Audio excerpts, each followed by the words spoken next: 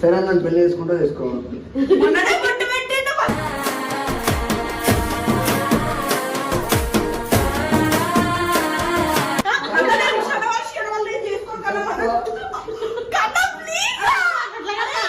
ఎట్టాంటి మగుడు నాకు చే మగుడు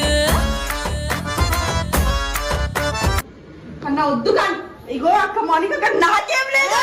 దొంగ మగుడు మొండి మగుడు మోటు మగుడు మాయ మగుడు మంకు మగుడు పరికి మగుడు. అప్పటికే వాళ్ళు సిట్టింగ్ కూడా వేశారు చూడ వాళ్ళు.